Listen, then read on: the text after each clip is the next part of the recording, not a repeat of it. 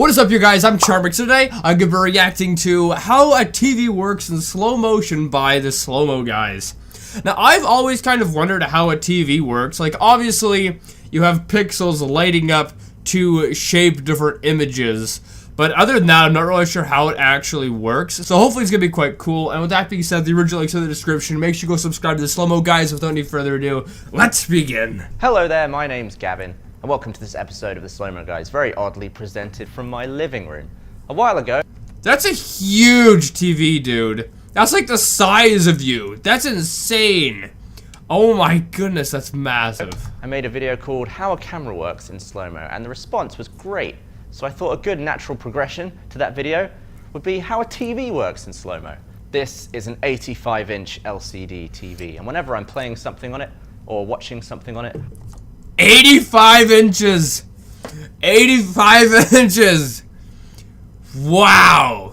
My eyes and brain are being misled and tricked, giving me the illusion of watching a moving object, when in fact I'm just watching several still images just shown to me very, very fast. If I'm watching a film, I'm being shown 24 images every second, and to my eyes that looks like I'm looking at a moving object, when in fact I'm looking at 24 individual pictures. If I'm playing a game, it's the same except... Aren't you sure it's more than 24? Because games and whatnot, you know, we have like 60 frames a second, stuff like that. And your cameras here shoot like 100 frames a second and stuff like that. Or even more than that. Maybe 30 to 60 frames a second.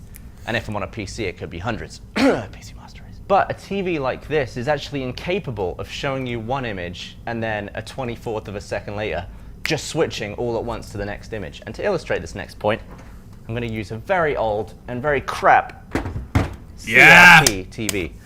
That's basically like the one right back there. That stands for cathode ray tube. If you've ever seen one of these filmed, you may notice that it looks slightly different on camera than it does to your eye. Yeah, it looks weird. Look at that. The reason it looks like this is because the shutter speed of this camera is out of sync with the refresh rate of this screen. The frame is constructed from the top to the bottom multiple times per second. I've prepared for you some high-speed footage that I shot a long time ago on the V2511 of this screen and some others. A lot of it is Dan playing Super Mario on the NES extremely badly. Here's the TV and the cat, played back at 25. This is how it would be perceived in real time. And now at 1600 frames a second, you can actually see the scan line moving. Oh, wow. Oh, that's really cool. So it's basically just showing you a little bit at a time really fast, and then you think it's an entire image. That's awesome. Top to the bottom. You'll notice that on a CRT screen, it's only the active line of pixels that's bright, and your persistence of vision will actually build that into a complete image. Slowed all the way down to 2500 frames a second, you can now differentiate each individual frame being built from top to bottom.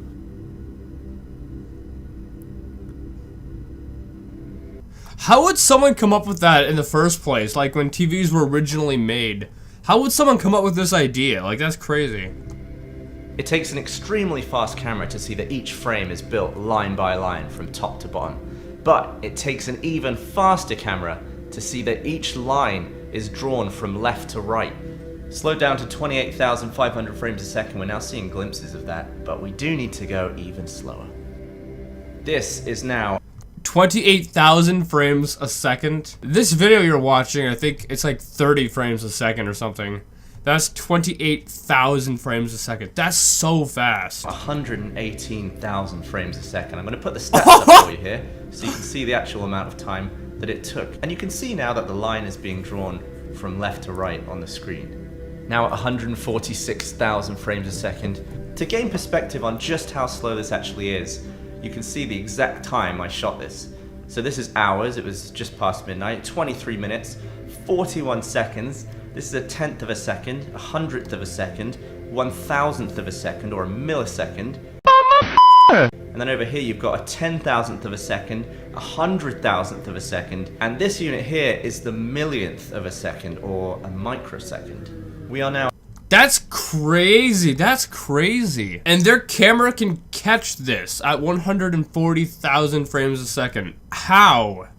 How? That is, I don't even know, that's mind-blowing. Now at 380,000 frames a second as our recording frame rate. That is the highest 380,000 frames a second?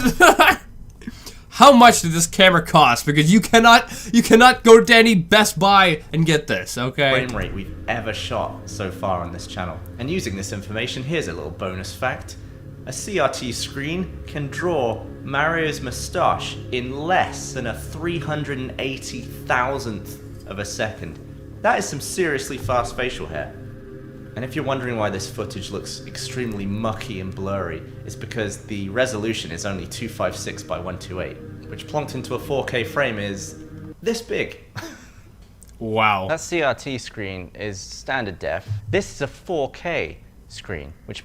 Now this has to be better, you'd think, right? If it works in the same way that the other old style TV works, it's gonna be basically the exact same, you'd think. means it's 3840 by 2160 pixels. That's over 8 million pixels. So think of the processing power that this TV has to have to update an image that big, that many times every second. The first thing you'll notice about a modern LCD screen is that it's not only the active line of pixels that retains brightness, it's the entire image, so you can actually see the full image as each scan line passes down the screen. This is every frame of the startup sequence on an Xbox One. Oh, that's cool.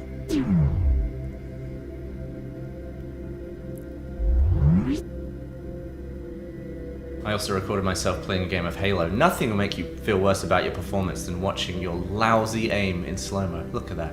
It's crazy to think that when you're playing Halo, this is actually what is happening on your TV. If only you could see at this speed, your aim would be incredible. Here's a fun fact, the same applies to an iPhone, except it's in portrait mode. So if you're watching a video in landscape mode on your iPhone, you're actually getting updates from left to right, or right to left, depending on which way you flipped it. And that just... Man, I miss Halo. I miss Halo. Like, I'm talking about, like, the first 2 Halo games, or the first 3 Halo games. They were fun. After that, it just went downhill. It just went downhill, in my opinion. Just proved to me that you can't see the refresh direction with your naked eye. Because I had no idea whenever I was watching a YouTube video on my iPhone that the screen was updating in a completely different direction. I'm not sure if this is the case for all smartphones, but it's certainly the case on an iPhone 7 Plus, which is what I filmed this on. So we've talked about... I prefer the newer technology much more than the older one, because the older one, you know, you saw like a little line at a time going down, but with like the modern stuff, it's like all there at once and it's updating all at once, so you don't get to see one little line. It's so much better in my opinion. About one illusion of TVs, the illusion of movement. The second illusion I want to talk about is the illusion of color. For this next part, I'm going to need a second camera. What? Here's one. That's you. Hello, you. So, in order to film this screen extremely close, I have to set my focus at the minimum possible distance, so it's sort of like right here now. In order to get closer, I'm going to need a macro lens. We have to get closer. Here's one. As I approach the white and everything starts to become in focus. Oh wow! that Oh, that hurts the eyes to look at. Oh my It's goodness! so white anymore. It looks like I have to go closer even than that. Thankfully, I can go all the way to 5 times magnification. Now, one thing from this point, I am definitely going to need a tripod because there's no way my arms are sturdy enough to hold this in place. But I'll just ease it in just to show you the level of magnification. The lens looks broken. Well, this close, it's a different story altogether. That's what a pixel. That's what a pixel looks like. That's really cool. Yeah, tripod. Here's one. What a mission this is. Alright, let's see what we can do here. We're so close up right now that I can actually disturb this image by blowing on the lens. We're now looking at the sub-pixel level. A pixel Sub-pixel. Does that mean it's beyond the pixel? is made up of 3 sub-pixels, red, green, and blue. RGB, you may have heard that before. And this creates the illusion of different colors. By dimming and brightening different subpixels to different intensities, this screen can create the illusion of literally millions of different colors. When all 3 are lit to full brightness, you get white. When all 3 dim, you go through gray all the way down to black. So if green dims away and red and blue are still lit, then you go... That's actually really cool. I never knew that. I knew pixels were the 3 colors, and they somehow made the other colors, but I never knew how they worked specifically. into magenta, purple, that sort of area, and that's how the colors are made. So every time on your TV you're looking at a white image, you're looking at tons of blue, green, and red lights. They're just so small, they look like white to your eye. How does that make sense though? Because if I go into, you know, freaking Photoshop, I go take some red, green, and blue and mix it together, I'm not freaking gonna get white. How does that work on, you know, on a TV or on a screen compared to in like real life, you know, drawing and whatnot? Before you get white, red, green, and blue blurs into yellow, cyan, and magenta, and that's what happens here when I move the screen slightly out of focus.